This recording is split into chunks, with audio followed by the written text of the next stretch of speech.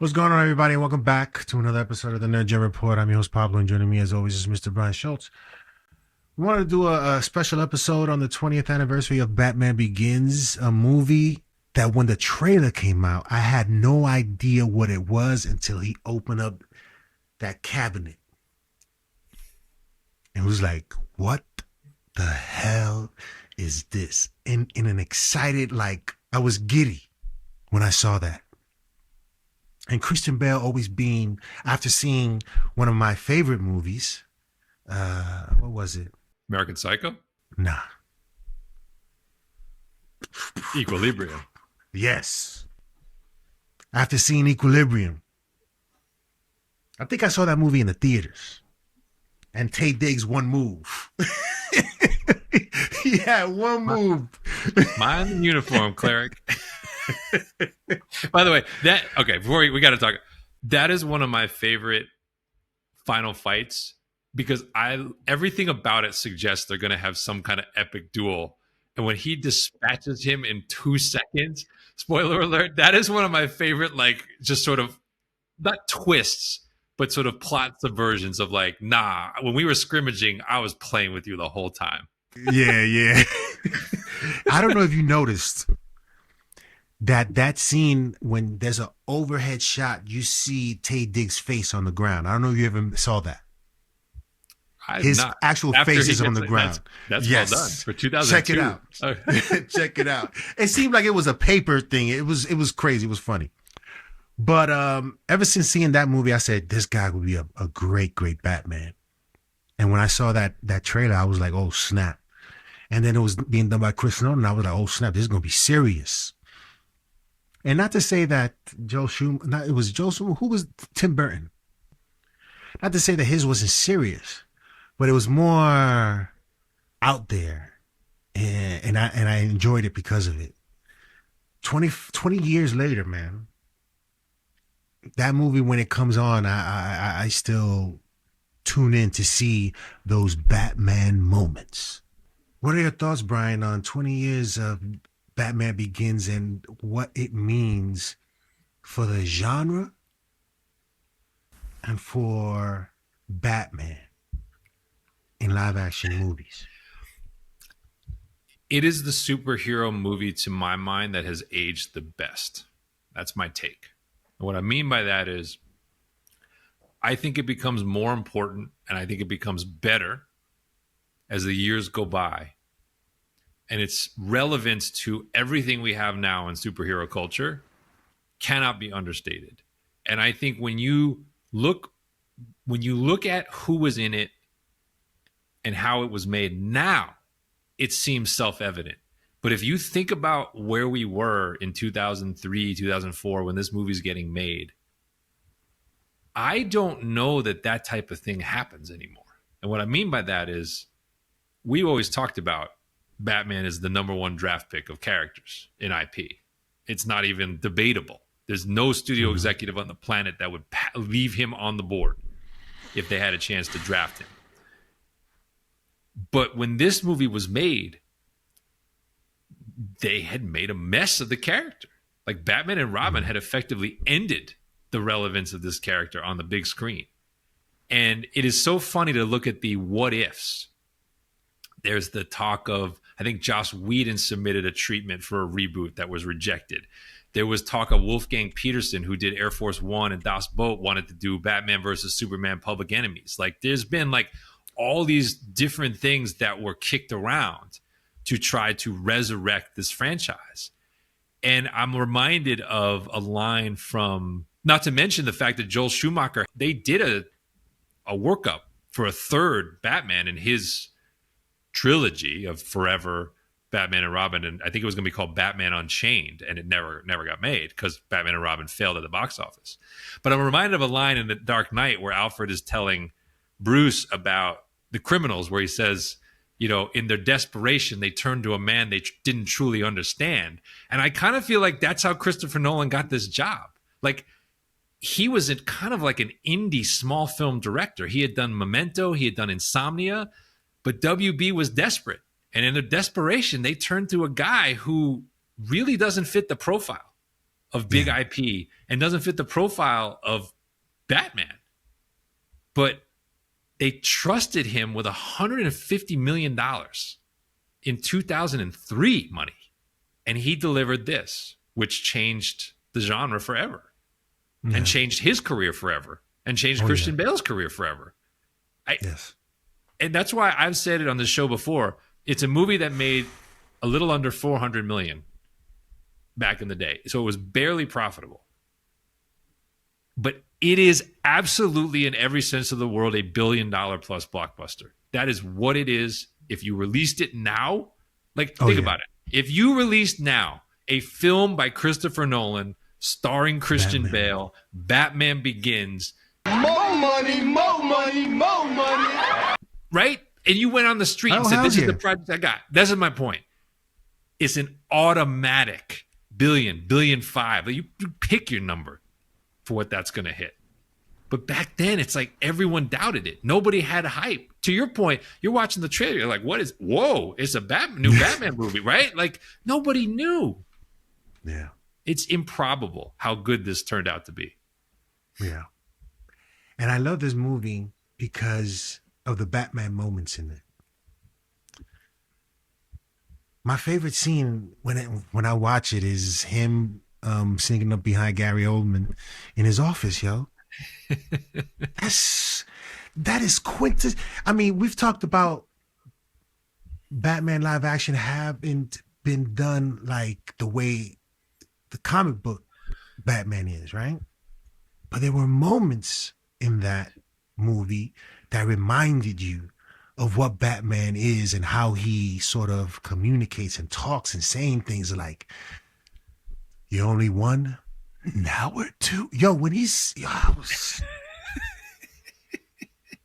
I was like, that to me was just a perfect moment of what Batman is supposed to be like. And then at the end, when he says, "And you'll never have to," Batman moments. Those are, if you give me a lot of Batman moments, then you win with a lot of Batman fans, which are millions of them, and you make money. Well, Nolan always said from day one, and it's ironic because I don't think he does it perfectly, but he always said from day one he was making Bruce Wayne movies, that it was Bruce's story. It was not Batman's story. And I think you're highlighting that scene in many ways speaks to that, because what makes that scene resonant is Gary Oldman putting the coat around Bruce's shoulders when he's a kid. It's the human interaction to where when Bruce grows up, he remembers the one cop who did that. And that's why he says, I can trust this guy in a city that he knows is full of corruption, right? Yeah. Which then leads to and they will never have to, which then leads to obviously in The Dark Knight Rises, where he finally tells him, he finally reveals what he's carried all those years. And that's why Nolan always said it was Bruce's journey and Bruce's story, and Batman is not actually the kind of the thrust of that narrative. But it also led to, when you talk about that scene, you can find on YouTube, Entertainment Tonight actually for the 20th anniversary pulled together their cast interviews from 2005 when the movie came out and reran them, just to bring you back to the time machine. And Christian Bale actually says something to this effect, where he sort of says, this is the anti-Nicholas Hoult, by the way, that's coming, just in case we'll see how Lex is, but they asked him, who did you watch for inspiration? And he says, no one. He said, I read. And he's like, I've seen them all. He's like, I've seen every Batman movie. He said, but when I read, what I came to the conclusion of was there was so much in the graphic novels in particular that no one had actually attempted to put on screen. So that's what I used as inspiration. Now, as we know, it's not perfect. He's not perfect. He's great. He's not perfect, as Bruce in particular, ironically. But it's what you're talking about, those individual scenes and moments that feel like they're panels from the page. It's because they're in the weeds looking for those moments to create them. I like that one quote when he's talking to Rachel at his cave. He says something to the effect, if I hadn't, your mind would now be lost, in his regular voice. Mm-hmm. Not the Hulk Hogan, where were the other drugs going, brother? There are practical effects, and then sometimes there's a need for something else. And so, yeah, that was one of the but that scene too, Yeah. where he when he's interrogating, that's what Batman does, yo. He gets it out of you. Yep. So I appreciated that. Yeah, they understood the symbolism. They understood the methodology. They understood the rules. The rules were a big part of that trilogy, Batman's rules. Yeah. It also seems so far-fetched now to think about, but everything was practical because now we know that's Nolan's bag, right? So, like, you don't see CGI Batman. I even saw in the ET thing, there's a shot, and I didn't actually know this. So when he's interrogating Crane, when he sprayed Crane with the toxin, they actually there's a Batman mask with that face, the monster face. I thought that was CGI when I watched it in the theater. No, they have a shot in the ET interview. He's wearing a new Batman mask that has the monster face, and then they just kind of added a little effect to it.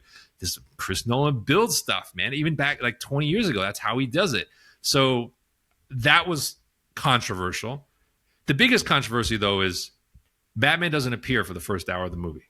That's the studio, but by all accounts, was incredibly nervous, right? $150 million budget, and Batman doesn't show up until the dock fight, the I'm Batman. And that comes more than an hour into the film. And again, that's where I go to, I don't know that nowadays that would happen or be allowed to happen. But somehow Chris Nolan got them to trust him that he could hold the audience in his hand for a full hour of training and build-up before he gave them the suit. And even the scene you're talking about, right, when he's in the office, he's in his mock makeshift suit without the real cowl and the cape. He's in his proof of concept. That was highly controversial. I mean, contrasted to, and again, Tim Burton's Batman is great, but when do you see the Batman suit? In the first scene. It's the very first thing you see. I mean, but if you think about it, when I watched it, I didn't mind it because I knew what I was getting, and this is the beginning of Batman. So I enjoyed the lead up to that moment of how he became Batman. So yeah, to me, if I was Chris Nolan, I'd be like, yo, him saying, yo, trust me, like, I mean, yeah, this is Batman Begins. We just can't have Batman unless you're doing flashbacks and stuff like that, which I don't think they want to do anyway. But the way he executed that, I think, was done great, giving us a backstory to how he became and found, and like how he sort of disappeared and sort of went into the criminal underworld, and him doing a voiceover of all of that. I loved it. We talk about it with the great directors, right? The great directors operate with the confidence that they can hold you, right? We just went through it with Sinners and Ryan Coogler, and how he doesn't unleash the vampire fight until very late in a pretty long movie because he knows he's got you. And Nolan's basically like, I got you. Because I would argue, actually, you could make a very strong case the first hour of Batman Begins is the best hour. Because you're spending this time with him and his motivations and his learnings, and then obviously his work with the League of Shadows, and Liam Neeson is just in his bag and as mentor figure in that stretch. But like, let's put it this way. I don't necessarily need to see that part of his life in a movie. I agree with you. You could build a much grander, detailed version of that. But I don't need, like, if you're going to put a 2-hour movie together, I don't know that I need the origin anymore because they did it so well. Yeah. It's like doing the origin of Superman. I don't need to see this dude. I've seen it already. It's been done great. I don't need to see a better version of it. It's been done. We want to see the superhero. What we want to see now, going forward with these superheroes, specifically Batman, Superman, is them in action and them being at their peak and at their comic book sort of version in live action, which we still haven't got. And it's the only thing Nolan really, in my opinion, whether consciously or subconsciously, omitted. And that was Bruce as truly great detective / scientist. He really never... Bale only really does that one time, and it's in The Dark Knight when he does the forensics on the bullet. He otherwise is never shown to be the sharpest mind and 5 steps ahead in every situation. It's often like Fox. Alpha. He's got a lot of help. And Lucius. it's my biggest criticism of the Bale Batman and Bruce is that he isn't as razor sharp in some ways as he probably should be. Let me ask you this. Was it a bit too late when Lucius was insinuating that a greater mind was needed in order to fix whatever, the autopilot or something like that was it a little bit too late? I think it was, because as I said, there are flashes, right? Even in The Dark Knight, when he assembles that, basically takes the sonar technology and he makes like a cell phone mapping of the entire city, and Fox is like, WTF? Like what? Like, it's inferred that Bruce was ahead of the game in doing that and was willing to kind of step over that line to do that. But I almost feel like we didn't live in that version of the character. You know what I mean? Like, that's one where it's like, I almost would rather have seen his process by which he would have concluded that that was the only option, as opposed to after the fact, which you're referring to, like the autopilot, after the fact, finding out that he already did it. Yeah, exactly. We do see it in the comics. We see it in the animated series. Like, we see Batman's mind at work. We don't just see the output of that mind. And I think both are important. But they achieve with this, right? So they obviously had their inspirations, right? Batman Year One, Batman The Long Halloween are the two primary texts that they use to reset. You know, this is where we talk about resets, right? Batman and Robin is goofy, neon colors, crazy looking vehicles and costumes, right? Arnold Schwarzenegger, let's party. Like, they clearly course corrected very dramatically from that, and they come up with this at a time when, I mean, think about what else is out, right? Iron Man 1 is 3 years away. Mm-hmm. So what we've got out on the board is you've just wrapped up the Snipes Blade trilogy. You've just had X2, which probably would be like X2 and Blade would probably be the two best things. And then, I'm sorry, they'd be two of the best things you have out there. And then you have the unquestioned best thing that's out there, which is Spider-Man 2. At that time would have been the gold standard that they were coming into. But I just gave you all Marvel stuff, right? Superman Returns is still 2 years away. So this thing really comes sort of out of nowhere and on its own with no help. There's no streaming service, like none of that. There's no buildup for this, and manages to make money. People obviously like it. Critics really like it. Sleeper fact, nominated for a cinematography Oscar. Think about that. Wow. A Batman movie nominated for how it looked 20 years ago. One of the things about the movie that I didn't really get to enjoy as much, and I think everyone would agree, shout outs to James Gunn, everyone would agree that the fighting wasn't what we would have hoped to have seen. Mm-hmm. And I think they agreed when they were watching it on film that it didn't look good. Hence, we saw quick cuts and barely saw him in action fighting until we probably got to Dark Knight and a little bit of Dark Knight Rises when he was fighting like young man. I still think Michael Keaton's Batman fighting was dope. I think that's fair. Yeah, Michael Keaton's fighting was dope. Well, again, we're talking about we're talking about the visualizations of Batman that we haven't really truly seen in live action. I don't think Batman as Ninja has truly been captured. Now, I do think the Batman Begins had him training with ninjas. So you see, actually, again, in that first hour when he's not in the cowl, he actually does some ninja stuff. But once he's in that heavy costume, which is hard to pull off, they relied on zooming in and doing this quick cut fighting, which is very kinetic, but isn't really majestic in the comic sense of, you often see like the flourish of Batman's move that is just way cooler than anyone else can do. And while I do think like Zack Snyder's version has some very good visualization of action, he couldn't do the agility either because Affleck himself was so big and the costume was so big on him. So even something like the warehouse scene, which is cool, he's not really like truly a ninja in that. He's more like a unstoppable force, you know, in that scene. So I still think there's like a dexterity and a stealth element to Batman's fighting that we haven't actually seen in live action yet. I think it's sitting there. We've seen what some of that stuff would look like with Alan Ritchson in Reacher.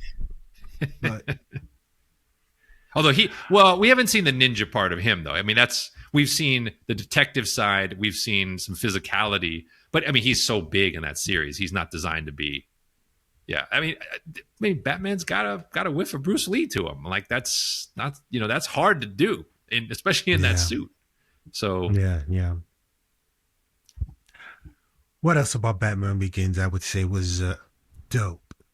You pointed out something I didn't really connect before, which was Batman remembering when he said, I thought it was just Batman being Batman when he said, and you'll never have to, but it was because he was the guy that put the jacket on him. It's one of the reasons Gary Oldman loves the part. Gary Oldman, on record, is basically saying one of the reasons he loves this part is the fact that Gordon has a real dynamic arc through the 3 films. Yeah. And it's true. For a supporting character, he's incredibly well written and developed and is in the action and doing interesting things. And even we were talking about Batman action in the Nolan trilogy. I mean, the most memorable action is not a hand-to-hand. It's probably the truck chase in Dark Knight. And Batman is just as reliant on the Jim Gordon deceit as he is on anything in that entire process. He trusts him to put the Joker away at the very end. He's the bait. Yeah. Like that. Yeah. That stuff is, carried through this trilogy all the way. So so here's my question for you. I've sort of asked this to you on the show before, but I think in here we got to ask it. Consensus, if you asked, everyone would say Dark Knight is. Do you think over time Batman Begins is catching that movie and at some point overtakes or will overtake that movie as the best Batman movie, if not of all time, of the Nolan trilogy? Listen, what makes the Dark Knight, we all know what makes the Dark Knight. Yeah. And that's all I really got to say about that. Yeah. Batman Begins for me is, does he do a lot of cool stuff in the Dark Knight? Yeah. But his counterpart in that, his antagonist in there is what really drives it home. I don't even remember him fighting a lot in that one. Does you remember Batman fighting? Oh yeah, he was fighting in the high rise in Japan or wherever he went to get that dude, the accountant. And he does his final set piece is a very Batman-esque scene where he dives into the building, realizes the dupe of the cons and the hostages, and uses yes. So that's a very Batman scene because he's basically not killing anyone, but he's using his quickness and his smarts on the fly to disable the henchman. That is a very cool scene and very, very much hand to hand. But you're right. I'm simply asking the question. It's not a disrespect to Heath Ledger's legacy because that is the true one-of-one performance that, there are others there'll be other great performances. There'll never be another Heath Ledger Joker. I simply ask it because I do think purely from a Batman Bruce perspective, Begins is his movie. Yes. Ledger takes the Dark Knight from him. Yes. And I don't think Batman ever truly, as much as Nolan says it's Bruce's journey, it's really only in Batman Begins that it's kind of all about him. Yes. And in some ways you could argue that makes it the best pure Batman movie of the 3. Yes. Dark Knight is the best movie of the 3, but you could argue that Batman Begins is the best Batman movie of the 3. Yes. 100%. I agree with that. So 20 years. Wow. I remember where I was when I saw the trailer. I was at my desk. Where was it? At 360 Park Avenue, I think I was. No. Yeah, I guess. No, that would have been on. We would have been at 111 Fifth Avenue. 111 Fifth Avenue. Yes. You and I weren't even talking about this yet. We were working at the same place in the same building. We had no idea yet what was about to happen. That's how old it is. That's how old it was. That's a long time ago. Yeah. The thing I remember, one of the things I remember that was funny at the time was, so you mentioned Equilibrium, but I mentioned American Psycho, and I know American Psycho, Christian Bale's performance of that is why a lot of fans started asking for him as the next Batman. And it's one of the first examples I can remember of a fan casting coming true. When that nowadays, you have social media, you have many more ways to kind of, and they have AI, basically you can create that manifestation like without it actually happening. But I remember when it happened, people were kind of like feeling, I remember the reaction of people being like, wait, did we have something to do with that? Did the fans have some impact on the process here? And the short answer is yes, they did. I mean, that's the truth, right? Like they looked at other folks, but they were aware that there was a groundswell for Christian Bale to be this character. And the first teaser, it's like really short. It's less than a minute. All it is like quick cuts of him wandering the world and a Christian Bale voiceover that's not in the movie. And they don't even show Bale in the costume. They show Bale's face and they superimpose the cowl just to let you know for 1 second. It's like a flash that he's going to be Batman. And I remember people being like, wow, this is the guy we asked for, like on the internet, and he's getting to do it. And then he was very good in the part. Yeah. Classic Christian Bale, though, put on too much muscle for the suit. You remember that story? He showed up on day one of the set. He was 220 pounds, and he ripped the first suit because his own muscles were too big for it. Wow. That's a flex story for your career someday. I was so big and strong, I ripped the bat suit with my own physique. Yeah, he's an intense dude. Yeah, he is.